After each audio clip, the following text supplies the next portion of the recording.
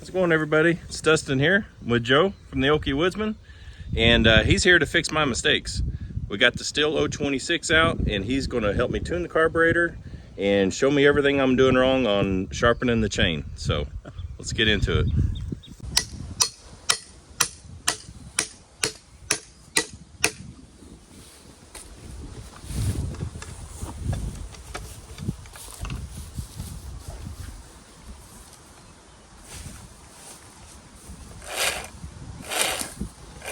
One of the most controversial things you can do is sharpen a chain with a grinder.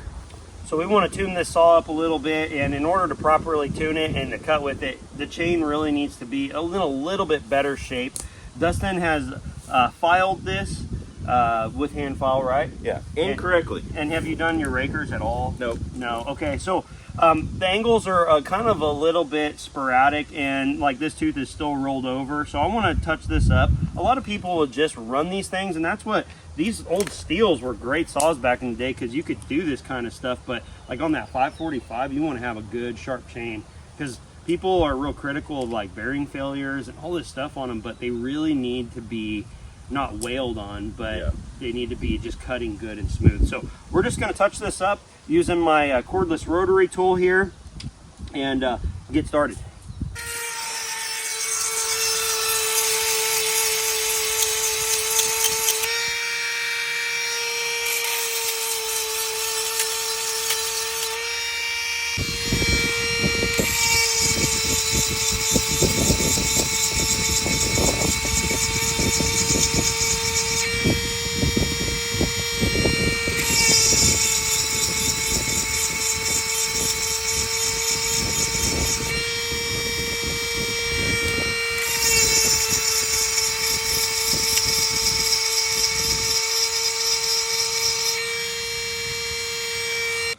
If you're not setting your rakers, you're really missing out.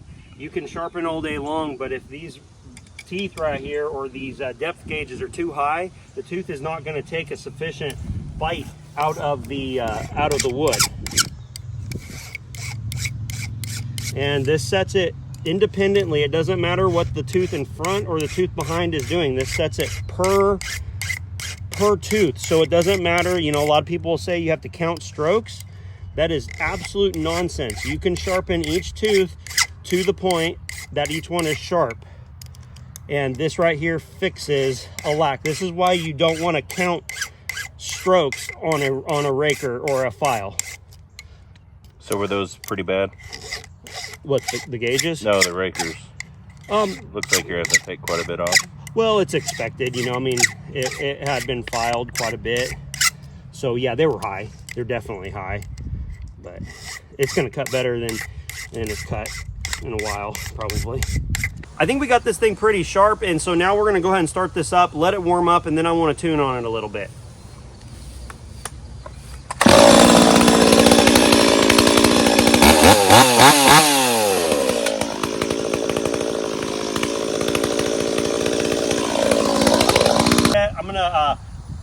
I'm gonna screw in the high jet.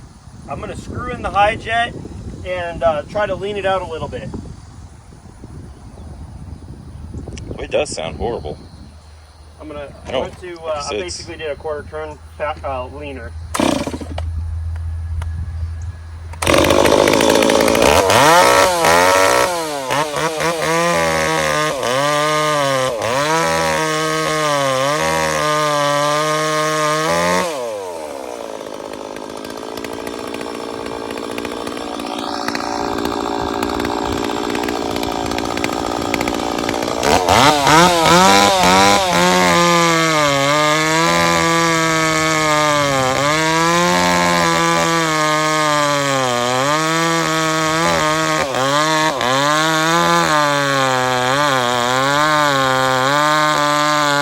I want you to notice how when I'm cutting, the saw cleans up, the exhaust note cleans up, but as soon as I remove a load from it, it kind of has a burble. It still would be considered fat by many people.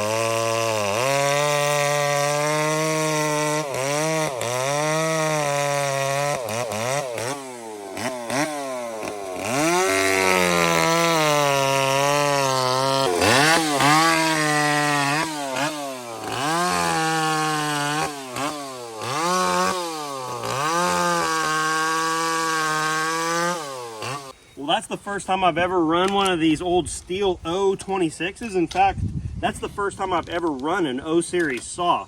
I've run like 460s and all that, but I've never run an O series saw. This has the red lever. I think that means something to somebody. But this saw, when we arrived, it was pretty fat, pretty slow in the upper end. And this one I actually turned in the high jet. I'd probably estimate almost 3/4 of a turn. And still, some people would probably say you probably could lean it out more. But Dustin is just a casual firewood cutter, and he may not run the most optimal chains all the time, so we're gonna leave it a little bit fat just for a little bit of room to protect the saw. When I say protect the saw, I mean give it a little bit more fuel, because if it's dull, you want to have a little bit more lubrication and have just have the engine not be in such high RPMs all the time. I think this O26 is actually pretty cool. It has a little bit of vibration. It's going to be really interesting to see what Dustin thinks when he runs one of the saws I brought today. Okay, Joe's has got my O26 running good and cutting good. One of these days I've got to figure out this carburetor deal. It's total voodoo to me right now. I'm a diesel guy, but I've got to figure this carburetor situation out. But he's got it running a whole lot better. So we're going to put it in some wood, and Joe brought a 545, and I've also got the Mac 10 Pro, got it barred up. So we're going to run all three of them, and I want to get my take on a newer saw, and I got to see what that Mac runs like in the wood. So we're going to get them cutting.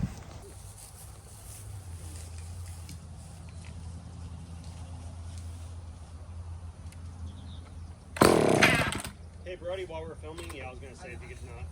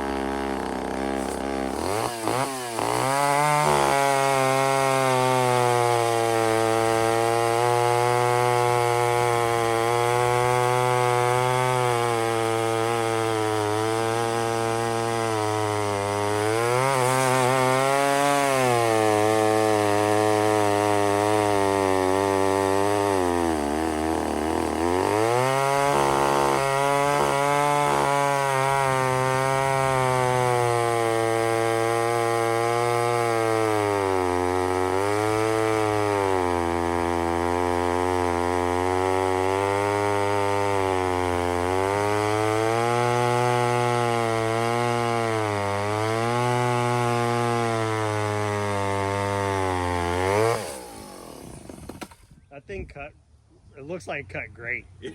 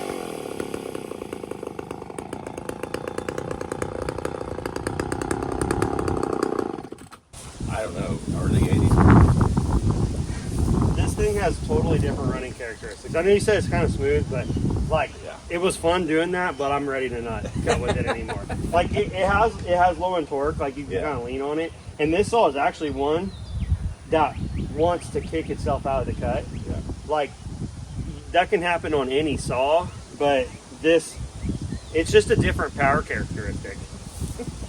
It is vibration. It has vibration. Oh yeah. For me. Do you want to cut with it again, or do you want to get on the 026? I think we're gonna move on. Okay.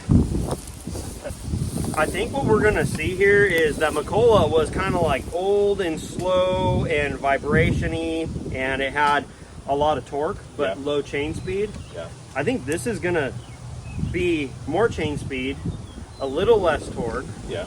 smoother, and then I think that this, because I've run this before, I think it's gonna be less torque yet again, but faster, because that's how Huskies work, is faster chain speed, which really is important that your rakers are not too low because the saw's not going to be happy. But then I think this will be smooth. So I'm curious to see after, when he runs this, and I just ran it just a little bit ago, and then moving on to this, just see what the difference is. Yeah, it's going to be interesting. Mm-hmm.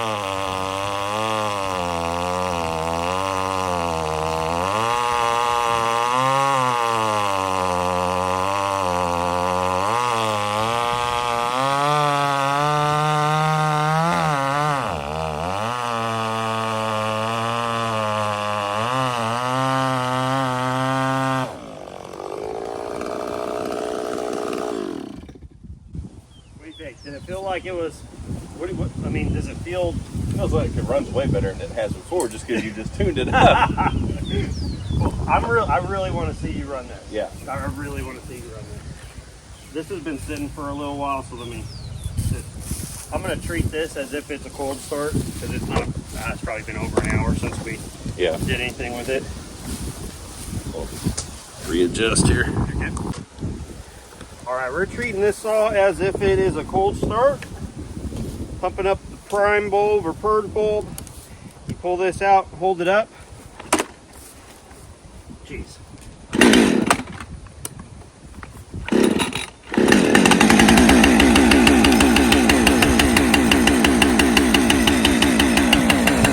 Hang on to it for a second, let it warm up a little bit.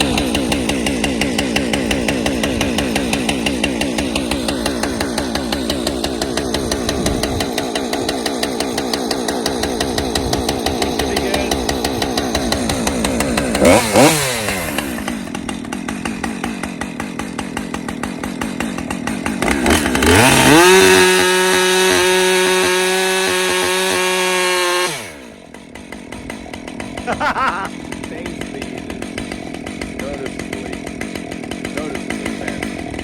Yeah. 100%. Yeah.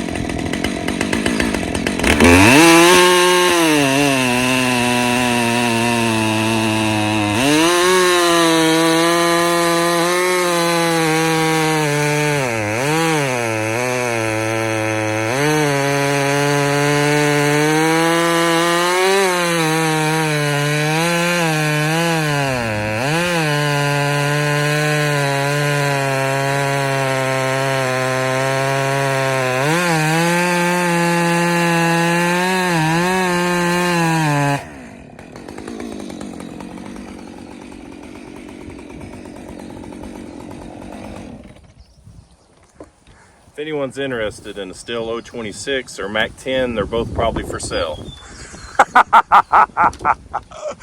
Oh, there's just something about. That's a pleasure to run. Yeah. Let's see. We gotta rotate this a little bit here. How do you make this go up? I'm telling you, this saw right here ruined me from there on out.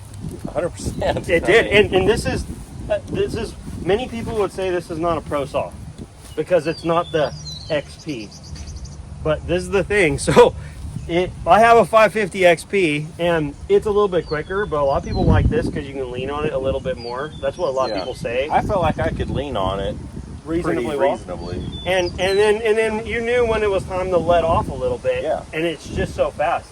It's fast. I mean, I just made a video about the 026 saying I would never sell it, and it's like, why would I want to run it? Yeah. Honestly, like, why would I want to run it? Before we stop this, I want to make a slice in this wood. Can we waste this here? Yeah, I want to do the 026, and I want to do that side by side. I just want to see it. Oh man.